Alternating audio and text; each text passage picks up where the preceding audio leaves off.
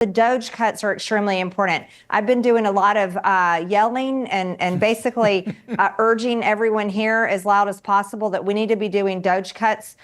This isn't something that should come to an end. This is something that must continue. And I'll go one step further, Dan. I think they're so important. If it were up to me, I would say every member of Congress is not eligible for re-election unless we pass a balanced budget. But I'm only one of 435, and I'd have to get a lot of people to agree with me on that. Yeah. Wow, so much to talk about, folks. Thanks for tuning in to Real America Tonight. Let's begin in the swamp.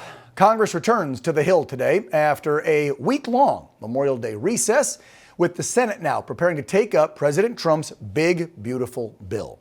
As we told you, the legislation passed in the House, but now it's facing a lot of opposition in the upper chamber.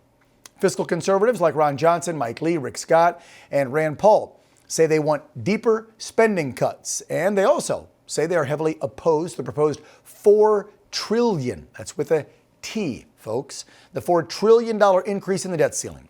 The Senate expected to amend the bill with discussions focusing on areas like the SALT deduction cap, Medicaid provisions, and green energy incentives.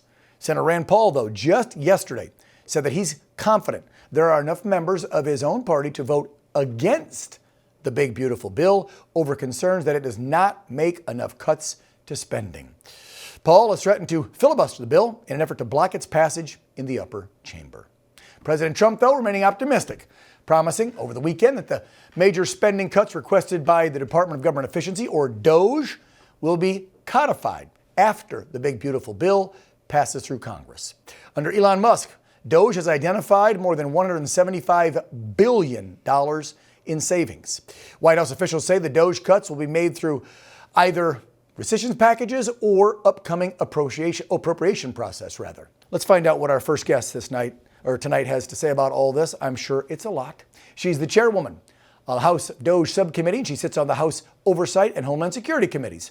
Our good friend, Georgia Congresswoman Marjorie Taylor Greene, back on the program. MTG, it's always a pleasure to see you. Lots to get to.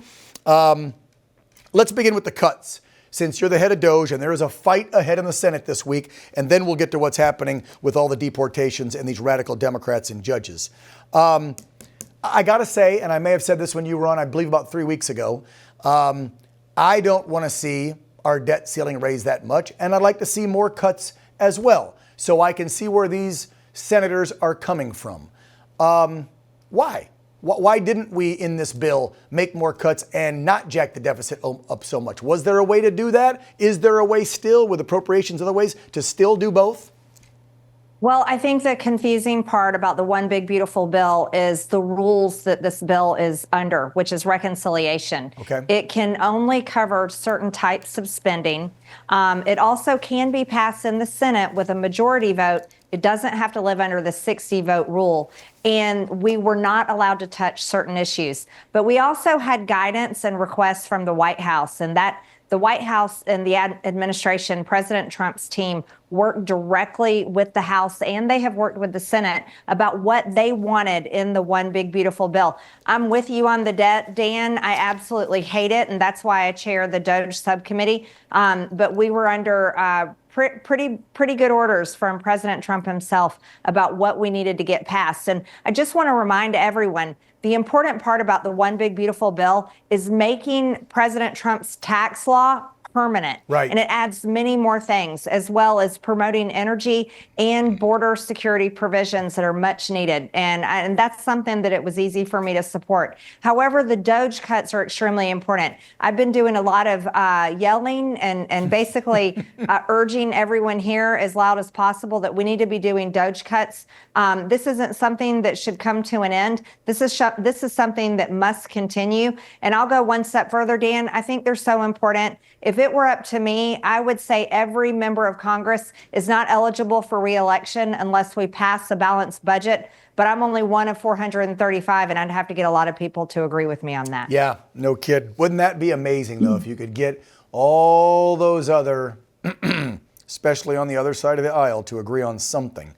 $175 billion, I think, was the number that DOGE identified. Others say that number is even greater. I know that there have been full departments we've watched President Trump want to cut, from USAID, Department of Education, Voice of America, what Carrie Lake's doing over there. So there's a lot of cuts to come. Is this something where, Marjorie, we increase the debt, get this spending bill passed because of the tax cuts, Trump does what he wants this year, and when we do a bill again, the second year of his term, the third year of his term, the fourth year, we can try to take that deficit down and continue to reduce spending? Yes, absolutely. Okay. So you have to understand, President Trump himself is asking us to increase the debt ceiling. This is not something that we want to do. This is something that we have to do, that goes along with his government, his administration priority spending. So this is for now this year, though. I want to clarify that. For now this year. That doesn't mean he won't come to you next year and go, okay, we got the cash we needed right away to fund everything, to kick out the illegals. We got the economy back on track. Now I want you guys in 26, 27, whatever, reduce like hell, get the deficit down, cut spending. Is that kind of what his thinking is?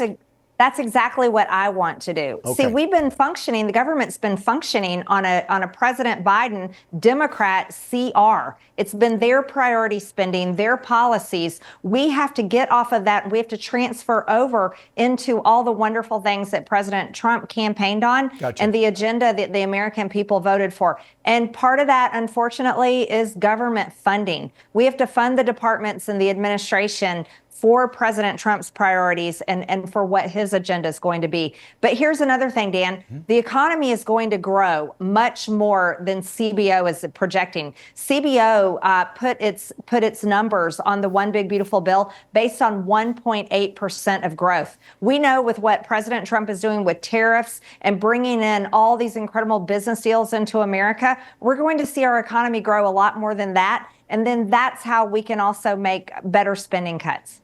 Yeah, you know, it's already doing better than everyone estimated. What's today? Today's June 2nd. So Trump's been in there, February, March, April, May. 4 months he's been in a couple days. And I saw, Scott Bissett was on Sunday morning program yesterday, and the news anchor didn't know how to handle it because she wanted to try and throw all the negative numbers and say this isn't like, but wait a minute. You guys, when I was on a few weeks ago, months ago, you're like, this is going to suck. This is going to suck. It was all hyperbole. It was all skepticism. But now the numbers are in. GDP's a lot better than they thought. Job numbers are better than they thought. Like, everything's better than all of the economists said it would be when Trump took over. Exactly. And it's so much better. They can't even lie about it. And they've been trying to lie and lie and lie. But it's so much better than anybody expected that the Democrats and the media can't lie about it. And it's only going to go up from here. And I think the American people know that.